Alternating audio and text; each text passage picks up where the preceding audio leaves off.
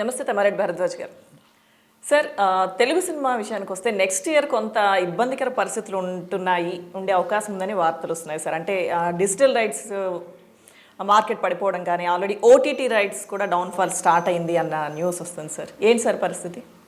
ఏమన్నా మామూలుగా ఇప్పటి నుంచి మనం చాలా ఇంటర్వ్యూస్లో చెప్పాను కదా నేను, సార్ డిజిటల్ ఎప్పుడు పడిపోతుంది, శాటిలైట్ ఇట్లాగే పడిపోయింది, ఇది అట్లాగే పడిపోతుంది, పడిపోయినప్పుడు ప్రాబ్లం వస్తుందని ఎప్పుడో చెప్పాను. అది ఇప్పుడు వచ్చింది. అది నాన్ థియేట్రికల్ వీటి మీద, ఓటీటీ మీద నమ్ముకుని సినిమాలు తీయదని మీరు చాలాసార్లు ఇక్కడే ఇంటర్వ్యూస్లో చెప్పారు. సో ఇప్పుడు మీరు అన్నట్టుగానే పరిస్థితులు వస్తున్నాయి. ఎలా ఇండస్ట్రీ జాగ్రత్త పడాలంటారు సార్? ఏముంటుంది ఇప్పుడు మనమే అదే తెలుసుకోకుండా ఇది అవుతుందని తెలియకుండా రేట్లు పెంచుకుంటూ పోయారు. ఇప్పుడు వాళ్ళు తగ్గించరు, ఇది పెరుగుతుంది, లాస్ ఉంటుంది. సో కొంతకాలం మళ్ళీ ఇబ్బంది ఉంటుంది. అంటే శాటిలైట్ అయినప్పుడు జరిగినట్టే ఉంటుంది. మళ్ళీ కొంతకాలం స్లంప్ వస్తుంది, మళ్ళీ మామూలు సెట్ అవుతారు. అది కాకుండా ఇప్పుడు ఏంటంటే 4-5 కంపెనీల్లోని చేతుల్లోనే ఉంది ఇండస్ట్రీ అంతా. అంటే చేతుల్లో కూడా కాదు, వాళ్ళ దగ్గర ఉన్నాయి డేట్లన్నీ, హీరోలు డైరెక్టర్లని. సో వాళ్ళు 4-5 కూర్చొని సార్ట్అవుట్ చేసుకుంటే అయిపోతుంది, పెద్ద ఇష్యూ కాదు. ఇంతకుముందు అంటే మొత్తం ఆ శాటిలైట్ రోజుల్లో ఇండివిజువల్ ప్రొడ్యూసర్స్ ఎక్కువ ఉండేవారు. ఇప్పుడు ఉన్నారు, బట్ మేజర్ ఫిల్మ్స్ అన్నీ ఇక్కడే ఉన్నాయి, ఈ 5 కంపెనీల్లో ఉన్నాయి. సో ఇప్పుడు అంత ఇష్యూ కాదు, ఇక్కడ 5 కూర్చొని సార్ట్అవుట్ చేసుకుంటే అయిపోతుంది. వాళ్ళే కదా ఎక్కువ సినిమాలు తీసేది, వాళ్ళు తగ్గిస్తారో ఏం చేస్తారో చూసుకోవాలి.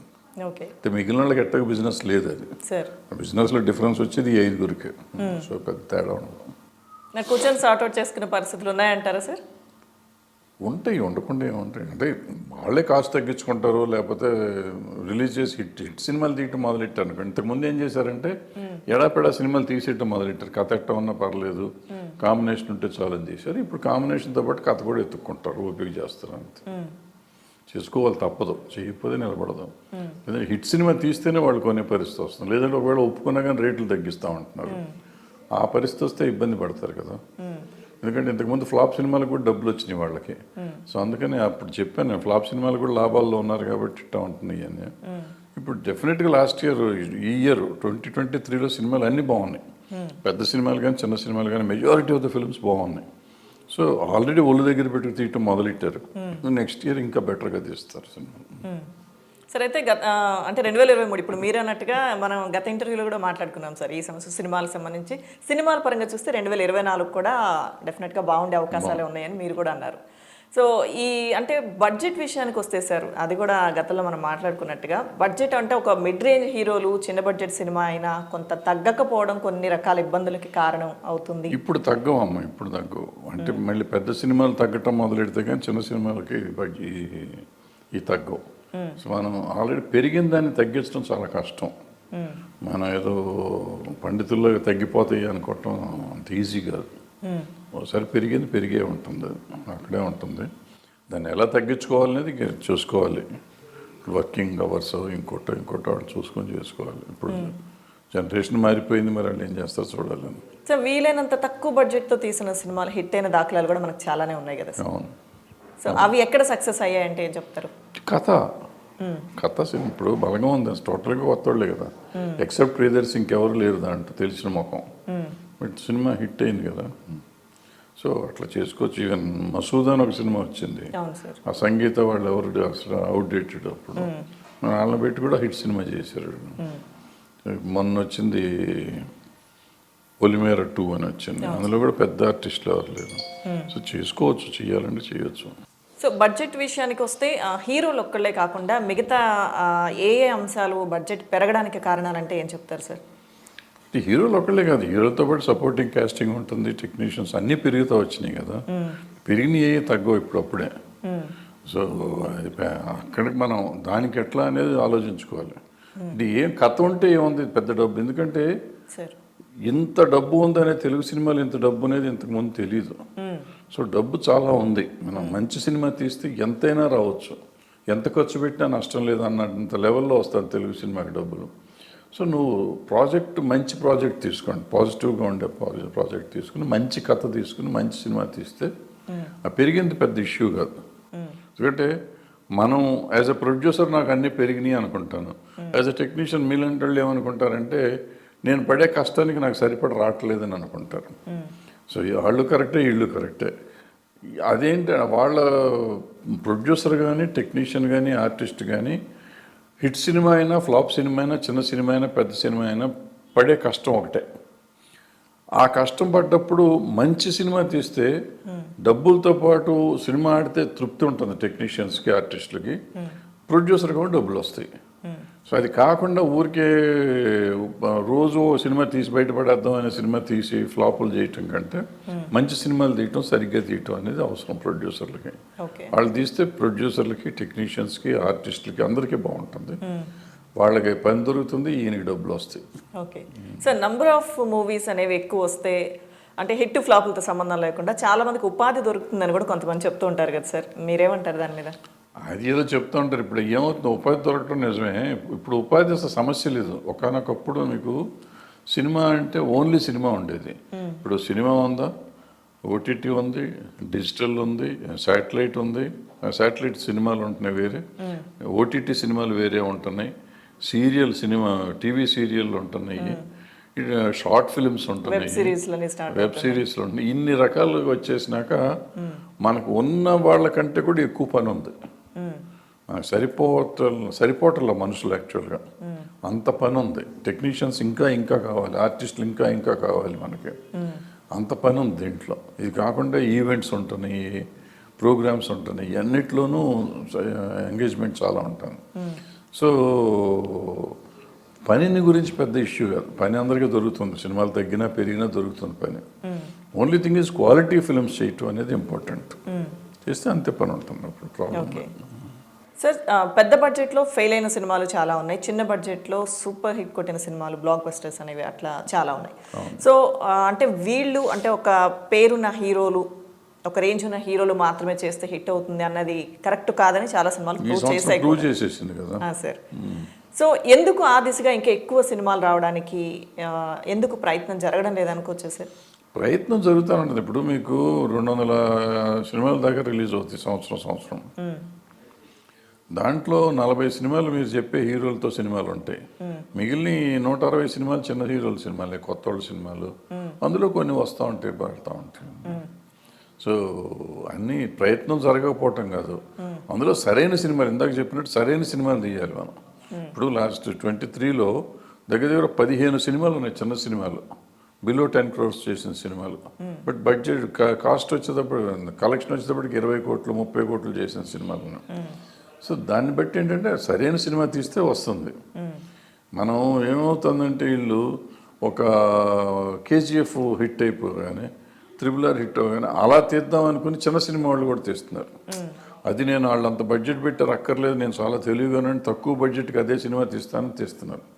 అది తప్పు. ఇప్పుడు మనకి 20 సినిమాలు ఏదో ఆడినాయి అనుకుంటున్నాం, 60 సినిమాలు 20 డిఫరెంట్ కథలు, 20 డిఫరెంట్ జానర్స్, అందుకని ఆడుతున్నాయి. సో నువ్వు అవుట్ ఆఫ్ ద బాక్స్ ఆలోచించి సినిమా తీయటం అనేది నేర్చుకోవాలి టెక్నీషియన్స్ కానీ ప్రొడ్యూసర్లు కానీ, ఆడతాయి సినిమా.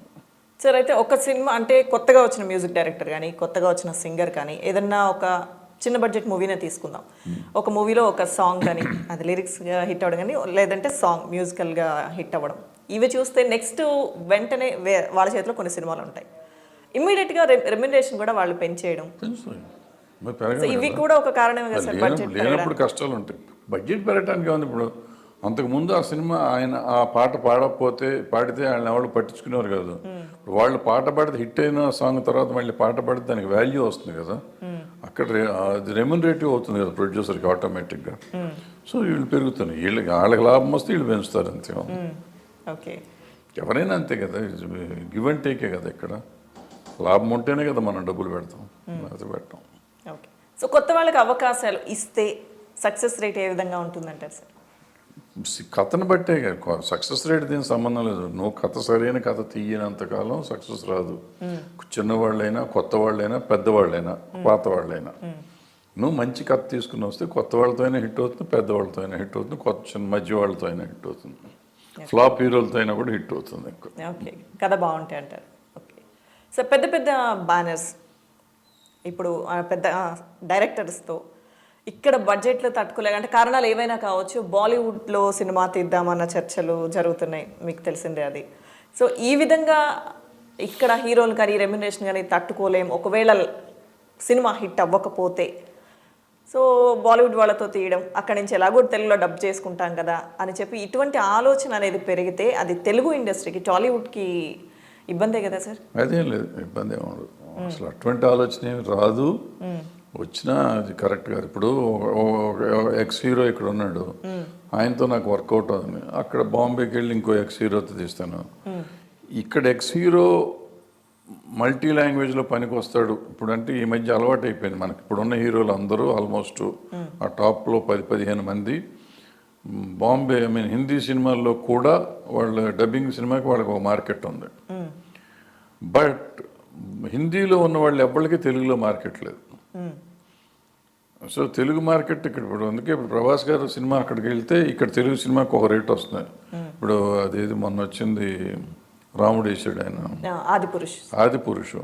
ఆదిపురుషులో హిందీ హీరో వేసి ఉంటే తెలుగులో అన్ని డబ్బులు వచ్చాయి కాదు. అది ఫ్లాప్ అయింది కానీ బట్ అయినా కూడా అంత డబ్బులు వచ్చాయి కాదు. ఇప్పుడు మొన్న వచ్చిన సినిమాలు ఏవో ఉన్నాయి. ఇప్పుడు ప్రభాస్ గారు చేశారు. ఇప్పుడు ప్రభాస్ గారు మళ్ళీ సలార్ చేస్తున్నారు. అది కన్నడ హీరో చేశాడు అనుకోండి, తెలుగులో అంత డబ్బు రాదు కదా. సో తెలుగు హీరో కాబట్టి ఇక్కడ డబ్బులు వస్తాయి. అట్లాగే హిందీ హీరో చేశాడు అనుకుందాం. హిందీ హీరో చేస్తే ఇప్పుడు వాళ్ళకి తెలుగులో ఏముంటుంది? మన సల్మాన్ ఖాను, అమీర్ ఖాన్ వీళ్ళందరూ చేశారు. వీళ్ళందరూ సినిమాలు డబ్బింగ్ చేశారు మనకి. ఎప్పుడన్నా ₹1 కోటి 2 కోట్ల మీద చేసినాయి. మొన్న జవాన్ ఒకటి చేసింది, కొంచెం 5-6 కోట్లు 7-8 కోట్ల దాకా చేసినట్టు. సో ఇక్కడ పెద్ద మార్కెట్ ఉండదు. బట్ మన వాళ్ళకి ఫిక్స్డ్ మార్కెట్. ఏ హీరోకి 10 కోట్లు, హీరోకి 20 కోట్లు, హీరోకి 30 కోట్లు, హీరోకి 50 కోట్లు అట్లా ఆల్రెడీ మార్కెట్ ఉంది. సో మన వాళ్ళకి ఇక్కడ మార్కెట్ లేదు. సో వాళ్ళు వచ్చి ఇక్కడ ఏదో చించేస్తారు అనుకోవటం, వాళ్ళ మార్కెట్ వాళ్ళది. ఫర్ ఎగ్జాంపుల్ మొన్న గదర్ 2 అక్కడ పెద్ద హిట్ అయింది. 600 కోట్లు 700 కోట్లు చేసింది. మన తెలుగు డబ్బింగ్ చేయలేదు, వాళ్ళు తెలుగులో లేదు. ఇక్కడ మామూలుగా హిందీ సినిమా ఆడింది పోయింది అంతే. అదే ఇక్కడ ఉన్న ఈ హీరో, ఇక్కడ ఫ్లాప్ హీరోల సినిమాలు కూడా అక్కడ డబ్బింగ్లు కొనుక్కునే కదా వీళ్ళు హీరోలుగా మిగులుతున్నారు ఇక్కడ చాలామంది. వీళ్ళకి అసలు ఇక్కడ ఆడవు, తెలుగు సినిమాలే ఆడవు, కానీ వాళ్ళు హిందీలో డబ్బింగ్లో వాళ్ళు బాగా ఆడుతున్నాయి. అయితే మళ్ళీ వాళ్ళు హిందీలో డైరెక్ట్గా చేస్తే ఆడతాయి అంటే ఆడవు మళ్ళీ. సో పరిస్థితి చెప్పలేమంటారా? ఎలా అయినా చెప్పలేం కాదు, ఇట్లాగే ఉంటుంది. ఊరికే కొంచెం టెంపరీగా మనం మాట్లాడుతూ ఉంటాం అంతే. మనకి పని లేదు కాబట్టి మనలాంటి వాళ్ళతో ఎక్కువసేపు టైం పాస్ చేసుకోవడానికి పనికి వస్తాయి. అవి ఏమి నిజాలు కాదు. సో సలార్ గురించి ఎలాగో చెప్పారు కదా, సలార్ గురించి మాట్లాడదాం సార్. సలార్ మీద చాలా ఎక్స్పెక్టేషన్స్ ఉన్నాయి. ఎలాగో పెద్ద hero, young rebel star Prabhas అంటే ఎక్స్పెక్టేషన్స్ ఉంటాయి. ఎలా ఉంటుంది అనుకోవచ్చు సార్? బాగానే ఉంటుంది, బాగుండాలి కూడా. అంత డబ్బులు ఖర్చు పెట్టినప్పుడు బాగుండాలి, సినిమా బాగుంటుందని అనుకుందాం. మనకు తెలియదు, చూడాలి కదా. చూడకుండా మనం ఏం డిస్కస్ చేస్తాం దాని గురించి. ప్రమోషన్స్ పెద్దగా చేయడం లేదు అన్న టాక్ వస్తుంది కదా. అక్కర్లేదు. ఇప్పుడు మనం ఎందుకు మాట్లాడుతున్నాం? ఇప్పుడు ఆ సినిమాకి ఆల్రెడీ ఒక వాల్యూ ఉంది కాబట్టి ఆ సినిమాని గురించి మాట్లాడని మీడియా, సోషల్ మీడియా కానీ, ఎలక్ట్రానిక్ మీడియా కానీ, ప్రింట్ మీడియా కానీ ఉందా ప్రతిరోజు? ఇంకా పబ్లిసిటీ ఎందుకు దానికి? అందరం దాని గురించే మాట్లాడుతున్నారు. ప్రజలు కూడా దాన్ని, సినిమా చూసే ప్రజలందరూ దాని గురించే మాట్లాడుతున్నారు. అంతకంటే పబ్లిసిటీ ఎందుకు? దానికి ఆల్రెడీ ఒక క్రేజ్ ఉంది, ఆల్రెడీ దాని గురించి మాట్లాడుతున్నారు. ఇప్పుడు నువ్వు పబ్లిసిటీ మళ్ళీ ఒక ప్రమోషనల్ ఏదైనా చేసినా కూడా ఖర్చు, శ్రమ తప్ప దానివల్ల వచ్చేది ఎక్స్ట్రా ఏమి రాదు. ఎక్స్ట్రాగా ఉండదు. ఏదో ఫ్యాన్స్ వాడికంటే ఆ హీరో కంటే మా హీరోది ఎక్కువ ఖర్చు పెట్టి చేశారు, నీళ్ళు సంకలు కొట్టుకోవడానికి పనికి వస్తుంది తప్ప సినిమాకి పెద్దగా హెల్ప్ ఏమవుతుంది. ఆల్రెడీ హెల్ప్ అయ్యేది ఆ సినిమా మీద వచ్చిన క్రేజ్తోనే హెల్ప్ ఉంది దానికి. సో దానికి కొత్తగా ఏం చెయ్యక్కర్లేదు నా ఉద్దేశం అది. Okay, right, thank you sir.